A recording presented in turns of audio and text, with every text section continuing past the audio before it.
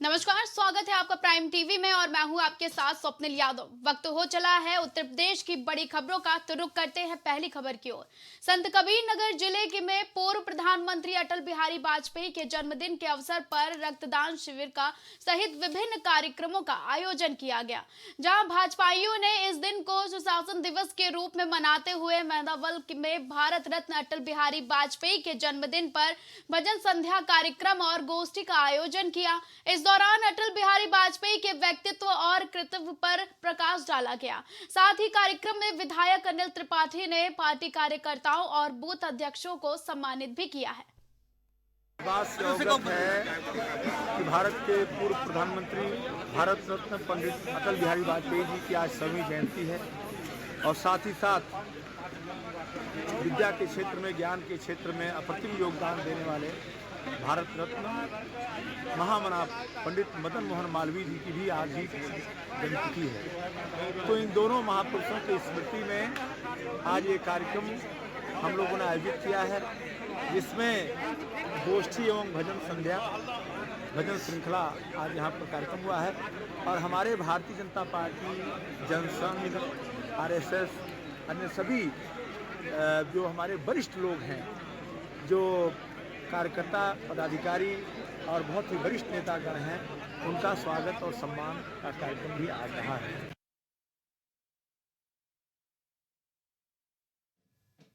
मथुरा के गोवर्धन में भारत की पहली हेलीकॉप्टर धार्मिक यात्रा का शुभारंभ किया गया। उत्तर प्रदेश के पर्यटन और संस्कृति मंत्री जयवीर सिंह ने हेलीपोर्ट पर हेलीकॉप्टर उतार कर किया और पर्यटन मंत्री जयवीर सिंह ने बताया कि आज गोवर्धन में 8 सेंटीमीटर हेलीकॉप्टर सेवा की शुरुआत हुई है और ये हेलीकॉप्टर गोवर्धन, मथुरा, वृंदावन, आगरा के बीच चलेगा और फिर भगवान श्री कृष्ण के पवित्र स्थल को चित्रकूट, अयोध्या, काशी, नैमिषारण्य और चार धाम की यात्रा से जोड़ा जाएगा। ये हेलीकॉप्टर ब्रज तीर्थ के अंतर्गत गोवर्धन महाराज की परिक्रमा कराएगा, वृंदावन, मथुरा के जो भी धार्मिक स्थल है उनकी यात्रा कराएगा, आगरा भी ले जाएगा और बटेश्वर तक। फिलहाल ये बटेश्वर, आगरा और वृंदावन का, मथुरा का, गोवर्धन का और खास रूप से गोवर्धन परिक्रमा, ये सब उपक्रम होंगे। इसके बाद इसका और विस्तार देने की योजना है। हम लोगों का प्रयास है कि विभिन्न सर्किट बना के हम पूर्वांचल से पश्चिमांचल तक और बल्कि हम उत्तराखंड के चारों धामों तक इसको जोड़ने का काम करेंगे, कनेक्ट करने का काम करेंगे। ये शुरुआत में आज चूँकि अटल बिहारी वाजपेयी जी हमारे भारत रत्न अटल जी हैं, पार्टी के बड़े नेता हैं, उनके जन्म स्थान से एक पहली सेवा आगरा बटेश्वर से शुरू हुई है, माननीय मुख्यमंत्री के कर कमलों से। देखिए, ये हमारा सौभाग्य है कि मथुरा की पावन धरती से ये हिंदुस्तान की पहली किसी भी तीर्थ पर्यटन स्थल की हवाई परिक्रमा शुरू हो रही है और ये हमने सबसे पहले मथुरा से शुरू करी है और इसमें गोवर्धन पर्वत की परिक्रमा, हवाई दर्शन दिया जाएगा, साथ में वृंदावन, राधा कुंड, कृष्ण जन्मभूमि सब कवर करा जाएगा। उसके बाद यहाँ पे दिल्ली और नोएडा से कनेक्टिविटी दी जाएगी, साथ में मथुरा और आगरा की कनेक्टिविटी दी जाएगी। आगरा में भी एयर सफारी लॉन्च होगी, जिसके अंदर ताजमहल के दर्शन, बटेश्वर धाम के दर्शन और इस तरह जो हमारे पुराने स्मारक और मंदिर हैं उन सबके दर्शन कवर। अयोध्या स्थित प्रभु श्री राम लला के भव्य नूतन मंदिर में 22 जनवरी को होने वाले प्राण प्रतिष्ठा कार्यक्रम से पूर्व जन जागरण के लिए मथुरा महानगर में एक विशाल जन जागरण वाहन यात्रा का आयोजन किया गया। बताया जा रहा है कि जन जागरण को दोपहिया वाहन यात्रा नंदन गार्डन चंद्रपुरी से शुरू होकर मोहाली रोड होते हुए माधवपुरी सरस्वती शिशु मंदिर पर विसर्जित हुई, जहां वाहन सवार राम भक्तों का पुष्प वर्षा कर स्वागत किया गया। 22 जनवरी को अयोध्या के राम मंदिर में प्राण प्रतिष्ठा का आयोजन किया जाएगा। इस संबंध में स्पेशल डीजी प्रशांत कुमार का बयान सामने आया है, जिसमें उन्होंने कहा कि राम मंदिर में प्राण प्रतिष्ठा के लिए अचूक सुरक्षा व्यवस्था की जाएगी। साथ ही राष्ट्रीय और अंतर्राष्ट्रीय स्तर पर एक महत्वपूर्ण दिन होगा। उचित सुरक्षा सुनिश्चित करने के लिए मानवीय सहायता के साथ साथ तकनीकी सहायता भी ली जाएगी। 22 जनवरी 2024 को राम मंदिर का में प्राण प्रतिष्ठा अयोध्या जी में आयोजित की जाएगी। इस संबंध में आने वाले अतिथियों के लिए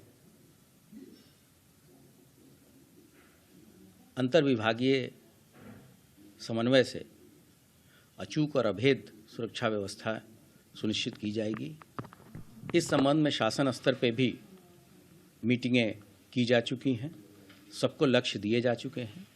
चूँकि ये राष्ट्रीय और अंतर्राष्ट्रीय स्तर पे महत्वपूर्ण दिन होगा, ऐसे में सुरक्षा के दौरान कोई चूक न हो, इसके लिए ह्यूमन तथा टेक्निकल असिस्टेंस लिया जाएगा तथा अन्य एजेंसियों के साथ भी समन्वय बना के सारी व्यवस्थाएं की जाएंगी।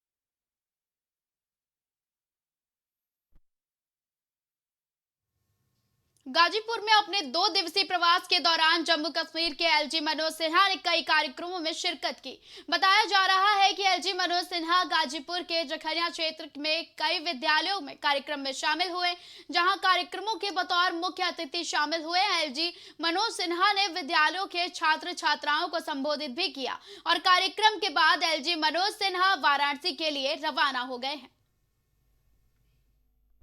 पिछले 9-10 वर्षों में स्थानांतरित की गई हमारी बच्चियों को बच्चों के समान ही अन्य क्षेत्रों में अवसर उपलब्ध हों, इसकी पर्याप्त व्यवस्था की गई। 3 तलाक के खिलाफ कानून बनाकर महिलाओं के एक बड़े वर्ग को शोषण से मुक्ति दिलाने में सरकार ने सफलता पाई है। और एक बात मैं कहना चाहता हूँ, 5 अगस्त 2019 को देश की संसद ने स्टेट रीऑर्गेनाइजेशन एक्ट का जो निर्माण किया जम्मू कश्मीर के लिए, जम्मू कश्मीर की आबादी मौलिक अधिकारों से वंचित हुआ।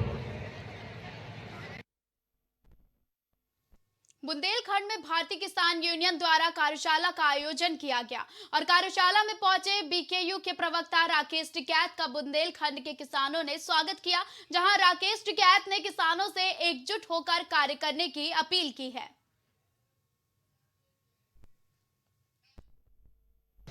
कहा कि घोषणा पत्र में हम 5 साल फ्री बिजली देंगे, हमारी सरकार आ गई, उनकी सरकार आ गई, फिर कहा कि 1 साल बिजली फ्री देंगे, ना 1 साल बिजली ना 5 साल बिजली। हमने कहा कि पानी फ्री आप किसान को दे दो, सीड फ्री दे दो, आप उसको भाव नहीं दे रहे तो सरकारें जब तक सपोर्ट नहीं करेगी, किसान जिंदा कैसे रहेगा, मजदूर जिंदा कैसे रहेगा। अभी दूध अगर बहुत लोग दूध बेचते होंगे, दूध की भी एक पॉलिसी आने वाली कि खुला दूध कोई बेच नहीं सकता, उसमें कंपनी को जाएगा। एक पड़ोसी को चाहिए, दूसरा देने वाला ना उसको सस्ता मिले ना वो महंगा बेच पाएगा, वो सिर्फ कंपनी को बेचेगा। ये पाकिस्तान में एक पॉलिसी लागू होगी, यहाँ पे भी आ जाएगी, बीच के कानून आएगा। बिजली मीटर लग रहे हैं तो प्राइवेट कंपनी को जाएगी। सिविल लाइन कोतवाली क्षेत्र स्थित अलीगढ़ मुस्लिम यूनिवर्सिटी के एमए के छात्र और रियल एस्टेट कारोबारी के मोबाइल फोन पर विदेशी नंबर से फोन पर धमकी के साथ ही 30 लाख रुपए रंगदारी मांगे जाने का मामला सामने आया है, जिसके बाद छात्र ने थाने पहुंचकर पुलिस को पूरे मामले से अवगत कराते हुए मुकदमा दर्ज करने के लिए तहरीर दी है और पुलिस ने पीड़ित एमयू छात्र की तहरीर के आधार पर मामले की जांच पड़ताल शुरू करते हुए कार्रवाई में जुट गई है।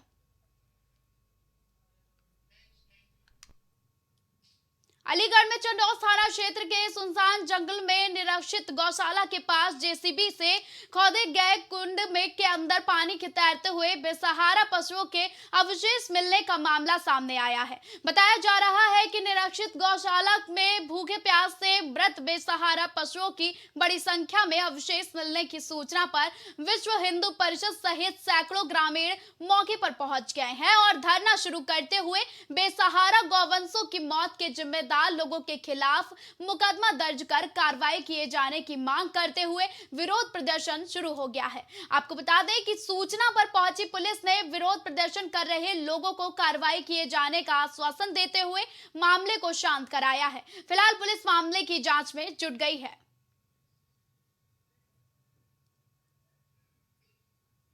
उत्तर प्रदेश की राजधानी लखनऊ में सड़क हादसे में घायल समाजवादी पार्टी बलिया के जिला सचिव राजेंद्र पांडे भी जिंदगी की जंग हार गए और लखनऊ में पार्टी नेतृत्व की देखरेख में पोस्टमार्टम भी कराया गया। बताया जा रहा है कि लखनऊ में हुए सड़क हादसे में बलिया के सपा जिला अध्यक्ष राजमंगल यादव की मौत हो गई थी, जबकि जिला सचिव राजेंद्र पांडे घायल थे, जहां इलाज के दौरान उनकी भी मौत हो गई।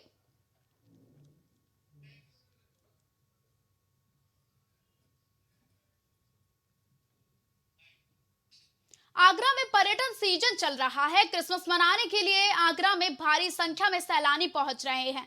वहीं वीकेंड पर ताजमहल पर रिकॉर्ड तोड़ वाहनों की भीड़ देखने को मिली, जहां पश्चिमी और पूर्वी गेट की पार्किंग फुल हो गई है, जिसके बाद पर्यटन विभाग और यातायात पुलिस ने कड़ी मशक्कत कर वाहनों को खड़ा करने की व्यवस्था बनवाई। आपको बता दें, ताजमहल पर पिछले 4 वर्ष में सबसे ज्यादा भीड़ देखने को मिली है।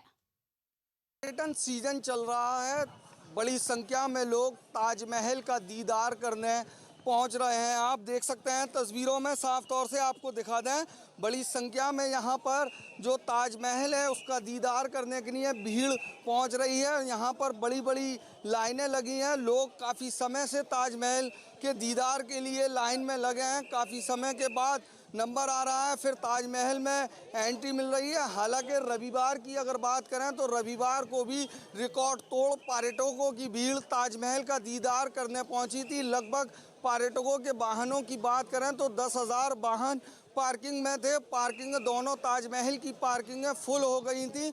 वहीं जो रोड के किनारों पर गाड़ियाँ पार्क कराई गई थी, वहीं अगर आपको बता दें पर्यटन पुलिस की और ट्रैफिक पुलिस के इन पर्यटकों की गाड़ियों को पार कराने में और व्यवस्थाएं संभालने में पसीने छूट गए थे। और आज भी ताजमहल के दीदार के लिए बड़ी संख्या में लोग पहुंच रहे हैं। तमाम लंबी लाइन लगी है जो ताजमहल के दीदार के लिए हैं। कुछ लोग हैं, भैया से बात कर लें। भैया, आज ताजमहल आए हैं आप, कैसा लग रहा है? बहुत अच्छा लग रहा है, लेकिन बहुत सारा ये क्राउड देख के कितनी देर से लाइन में लगे हैं आप? लगभग 3 घंटा हो गया। 3 घंटे से अभी भी नंबर नहीं आया? नहीं आया अभी तक। देखिए, लोगों का साफ तौर से कहना है जो ताजमहल घूमने आ रहे हैं 3 घंटे से लाइन में लगे हैं, लेकिन अभी तक नंबर नहीं आया है। लाइन में लगे हुए हैं, आगे की तरफ एंटर हो रहे हैं। आपको दिखा दें, ये ताजमहल का पश्चिमी गेट है। यहाँ पर बुकिंग जो टिकट की व्यवस्था है यहीं से होती है। और अगर हम पुलिस की यहाँ बात करें, पर्यटन पुलिस की बात करें, तो पर्यटन पुलिस भी यहाँ पर मुस्तैद है और तमाम जो बैरिकेड वगैरह यहाँ पर लगाए हैं, बिल्कुल जो एक लाइन बाई लाइन से यहाँ पर लोगों की एंट्री कराई जा रही है। अगर हम यातायात पुलिस की बात करें तो यातायात पुलिस ने भी पार्किंग में मोर्चा संभाल रखा था। वहीं जो एसीपी ताज सुरक्षा हैं अरीफ अहमद, उनका साफ तौर से कहना है ये 15 दिन तक पर्यटन सीजन चलेगा और बड़ी संख्या में ताजमहल पर भीड़ देखी जाएगी। अपने सहयोगी आसिफ के साथ जीशान अहमद, प्राइम टीवी, आगरा। प्रयागराज के संगम की रेती पर महाकुंभ 2025 को दिव्य और भव्य बनाने की तैयारी अभी से शुरू हो गई है। महाकुंभ से पहले प्रयागराज को करोड़ों की सौगात मिल रही है, तो वहीं कुंभ से पहले प्रयागराज में उत्तर प्रदेश का पहला पानी में तैरता यानी कि फ्लोटिंग रेस्टोरेंट बनकर तैयार हो गया है, जिसकी शुभारंभ नए साल पर किया जाएगा। संगम नगरी प्रयागराज में आगामी 2025 महाकुंभ को लेकर उत्तर प्रदेश सरकार द्वारा विभिन्न तरीके की तैयारियां की जा रही हैं। अगर हम महाकुंभ की बात करें तो जिस तरीके से 2025 महाकुंभ को लेकर उत्तर प्रदेश सरकार द्वारा आला अधिकारियों को निर्देशित किया गया है कि आने वाला 2025 महाकुंभ दिव्य और भव्य बनाया जाए, उसी के क्रम में उत्तर प्रदेश का पहला पानी में तैरता हुआ रेस्टोरेंट ये प्रयागराज में पर्यटकों को अपनी ओर लुभाने के लिए तैयार है। पहले तो मैं आपको ये तस्वीरें दिखाऊंगा। ये संगम नगरी प्रयागराज का नया और पुराने ब्रिज के बीच ये बनाया जा रहा उत्तर प्रदेश का पहला पानी में तैरता हुआ रेस्टोरेंट है। ये कहा जा रहा है कि रेस्टोरेंट में करीब 150 लोगों को बैठने की व्यवस्था है वो की जा रही है। और सबसे बड़ी बात है कि ये रेस्टोरेंट पानी में तैरता हुआ यहाँ पर आने वाले जो श्रद्धालु हैं, जो यहाँ पे पर्यटक हैं, उनको अपनी ओर आकर्षित करेंगे। हम इसी मुद्दे पर बातचीत भी करेंगे। हमारे साथ सहायक अभियंता मृदुल त्रिपाठी जी हैं। सर, ये किस तरीके का रेस्टोरेंट है, किस तरीके से ये यहाँ पर लोगों को, श्रद्धालुओं को अपनी ओर आकर्षित करेगा? देखिए, यूपी का ये पहला फ्लोटिंग रेस्टोरेंट है जो कि हम अपने दर्शकों को और हमारी जनता को प्रोवाइड करा रहे हैं। ये फुल वेजिटेरियन रेस्टोरेंट है और आपको कॉन्टिनेंटल और वेजिटेरियन सारा आपको आइटम मिलेगा। दूसरी चीज़ ये है कि आप अपने जो इवेंट्स हैं, आपकी प्री वेडिंग शूट्स हो गए, आपके बर्थडे हो गए, एक आपकी रिंग सेरेमनी हो गई, उस तरह के इवेंट भी आप यहाँ पे सेलिब्रेट कर सकते हैं। हमारे रेस्टोरेंट में लगभग 50 लोग की सीटिंग है और हमारी जो बोट्स हैं उनमें 30 लोग की, लगभग आपकी 150 प्लस आपकी सीटिंग यहाँ पे आपको अवेलेबल मिलेंगी। और एक जो कि आपको देख रहे हैं प्रयागराज के दोनों साइड यहाँ पे न्यू ब्रिज और ओल्ड ब्रिज के बीच में ये हमारा फ्लोटिंग रेस्टोरेंट है, तो इसकी जो खूबसूरती है वो और बढ़ाती है इस चीज़ को। तो पर्यटकों को मैं आशा करता हूँ बहुत पसंद आएगा और हम अपने टूरिज्म को और आगे तक लेके जाएंगे इसके थ्रू। बिल्कुल, और तस्वीरें साफ तौर पर दिखा रही हैं कि किस तरीके से उत्तर प्रदेश सरकार द्वारा आगामी 2025 महाकुंभ को दिव्य और भव्य बनाने की जो तैयारी है वो की जा रही है। इसी के क्रम में ये प्रयागराज का पानी में तैरता हुआ रेस्टोरेंट लोगों को अपनी ओर आकर्षित करेगा और इसमें करीब 150 लोगों को बैठने की व्यवस्था है। और तमाम जो लोग छोटे छोटे आयोजन करते हैं, चाहे वो जन्मदिन समारोह की बात की जाए, शादी या सगाई की बात की जाए, तो उसमें ये भी सुविधाएं लोगों को मिल पाएंगी। पवन पटेल, प्राइम टीवी, प्रयागराज। प्रयागराज के महामना पार्क में पंडित मदन मोहन मालवीय की 162वीं जयंती मनाई गई। मदन मोहन मालवीय की जयंती का भव्य कार्यक्रम महामना मदन मोहन मालवीय पार्क समिति और सामाजिक वानिकी के तहत किया गया, जिसका नेतृत्व वनाधिकारी महावीर और हरीश चंद्र मालवीय ने किया। आपको बता दें कि इस कार्यक्रम के मुख्य अतिथि उच्च न्यायालय के न्यायमूर्ति शेखर यादव रहे। उन्होंने कहा कि महामना ने समाज, शिक्षा और भाषा पर जोर दिया था ताकि देश मजबूत हो। उन्होंने हिंदी को राष्ट्रभाषा घोषित करने पर भी जोर दिया था। मथुरा में छाता क्षेत्र के गांव दोताना में भोले बाबा प्राइवेट इंडस्ट्री लिमिटेड के नाम से घी और फूड प्रोडक्ट बनाने वाली कंपनी में करीब 15,000 लीटर मिलावटी दूध को खाद्य सुरक्षा विभाग और औषधि विभाग की टीम ने छापे मारकर नष्ट कराया। जहां सहायक आयुक्त डॉक्टर गौरी शंकर ने जानकारी देते हुए बताया कि उन्हें मिलावटी दूध की सूचना मिल रही थी, तभी उन्होंने टीम के साथ छापेमारी की। जहां राजस्थान के डींग से आने वाले टैंकरों में गुप्त रूप से 2 कैबिन बनाए गए हुए थे, जिसमें एक कैबिन में सही और दूसरे कैबिन में डिजर्टेड कास्टिक सोडा से मिलाकर मिलावटी दूध था, जिसके बाद कैबिन में पड़े मिलावटी दूध करीब 15,000 लीटर को टेस्टिंग के लिए लैब भिजवाया गया, जहां पर उसके सैंपल फेल पाए गए और मिलावटी दूध को नष्ट कराया गया।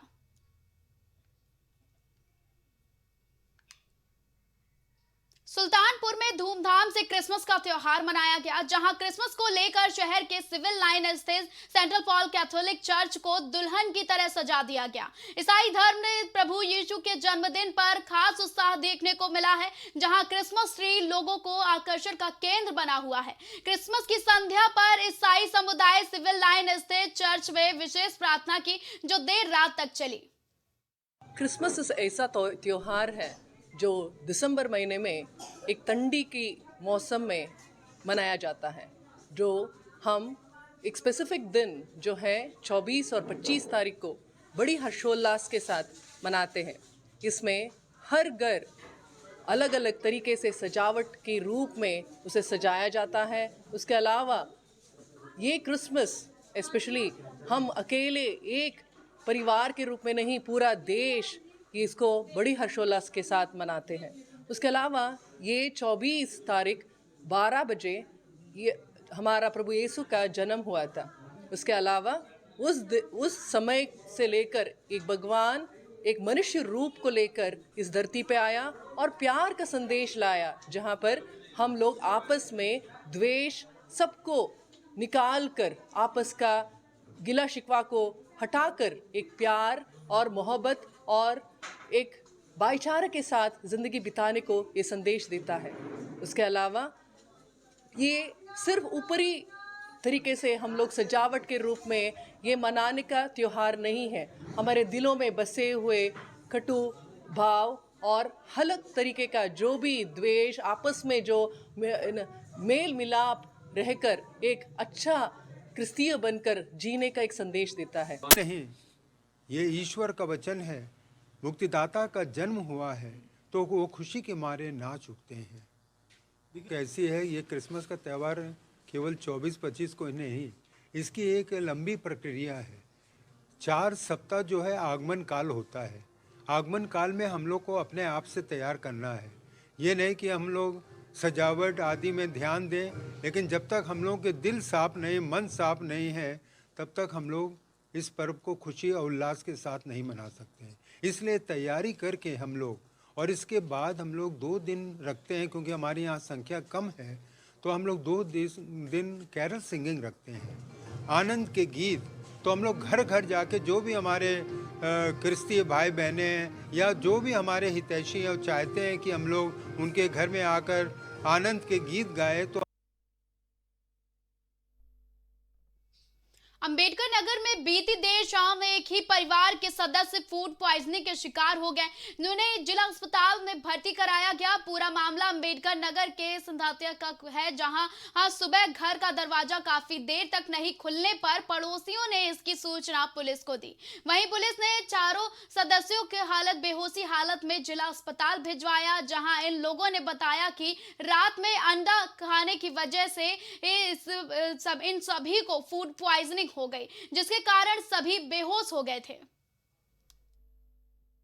देखिए, ये करीब मामला करीब जो है 9 साढ़े 9 के आसपास आया है। 4 लोग आए एम्बुलेंस से, और उसमें ये हुआ, उन्होंने बताया कि रात में खाने में अंडे का सब्जी बना था, ठीक है।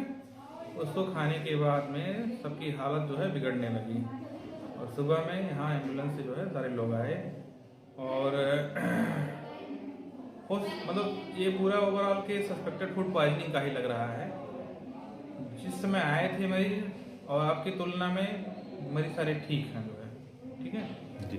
आरटी डाली गई है और गैस्ट्रिक लावाज वगैरह कराया गया। अभी मरीज जो है फिलहाल स्टेबल है, कोई खतरे वाली बात नहीं है। तो वाली अंतर्गत एक मोहल्ला संगतिया है जो पड़ता है, उसमें बिमला देवी वाइफ ऑफ स्वर्गीय अशोक सोनकर का परिवार अपने नवनिर्मित मकान और निर्माणाधीन मकान में रहते हैं। रात को खाना खाने के बाद ये लोग सो गए। सोने के बाद सुबह देखा गया तो 2 बेटी, एक बेटा सौरभ और उसकी माँ बिमला देवी बेहोशी हालत में थी। एक निकिता बेटी ठीक थी, जिन्हें सूचना पर 112 पहुँचे, वहाँ पर से तुरंत उन्हें अस्पताल लाया गया। अस्पताल में इनका इलाज चल रहा है, सारे लोग होश में हैं। चिकित्सा अधिकारी का कहना है कि बड़ी खबर सहारनपुर से है। सहारनपुर में गौकशी के मामले रुकने का नाम ही नहीं ले रहे हैं। लगातार पुलिस गौकशी के मामले पर कार्रवाई करती नजर आ रही है। इसके बावजूद गौकशी करने वालों के हौसले बुलंद हैं। ताजा मामला फतेहपुर थाना क्षेत्र के ननका गांव का बताया जा रहा है, जहां गौकशी पर गाय के धड़ और अवशेषों को गौ तस्कर छोड़कर फरार हो गए थे, जिसके बाद बजरंग दल और गौरक्षक हिंदू संगठनों ने गाय के धड़ को चौकी के सामने रखकर हंगामा किया। वही घटना की सूचना मिलते ही पुलिस बल के साथ एसपी सागर जैन मौके पर पहुंचे और मामले को शांत कराया।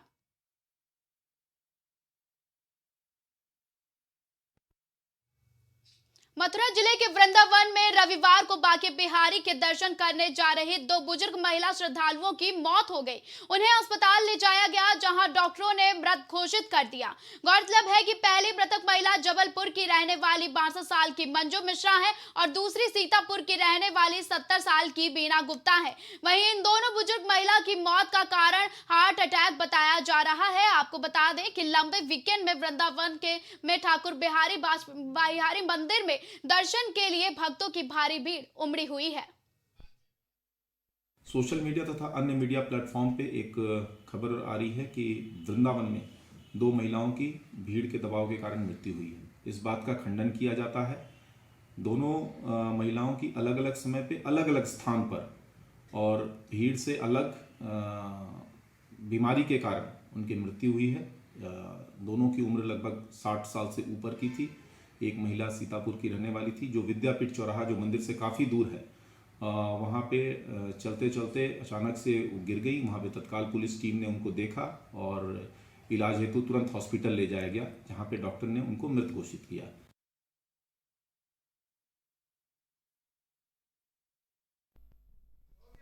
खबरों का सिलसिला लगातार जारी रहेगा। देश और दुनिया की तमाम बड़ी और अहम खबरों के लिए आप देखते रहें प्राइम टीवी।